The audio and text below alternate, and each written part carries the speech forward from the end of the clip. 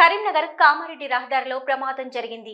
ఇక వివరాలకు వెళ్తే బోయినపల్లి మండలం వెంకట్రావుపేట వద్ద జరిగిన ప్రమాదంలో మహిళ మృతి చెందగా ముగ్గురికి తీవ్ర గాయాలయ్యాయి. కరీంనగర్ ఎల్ఎండికి చెందిన పోలవేణి మంగ మృతి చెందగా మాసెట్టి అశోక్, మాసెట్టి ఆద్య, పోలవేణి గట్టుబాబులు గాయపడి ఆసుపత్రిలో చికిత్స పొందుతున్నారు. గాయపడిన వారిలో ఇద్దరి పరిస్థితి విషమంగా ఉన్నట్లు వైద్యులు వెల్లడించారు. సంఘటన స్థలికి బోయినపల్లి పోలీసులు చేరుకుని పరిస్థితిని సమీక్షించారు. క్షతగాత్రులను 108లో ఆసుపత్రికి తరలించి వైద్య సేవలు అందిస్తున్నారు. కేసు నమోదు చేసి దర్యాప్తు చేస్తున్నట్లు బోయినపల్లి ఎస్ఐ పృథ్వీధర్ గౌడ్ తెలిపారు. కరీంనగర్ జిల్లా తిమ్మాపూర్ మండలంలో విషాదం నెలకొంది.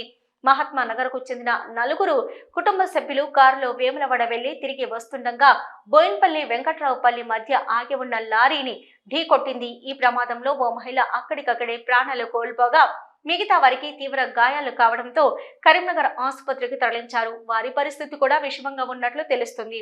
సొంత బంధువుల గృహ ప్రవేశానికి వెళ్లి తిరిగి వస్తుండగా ఈ ఘటన చోటు చేసుకుంది.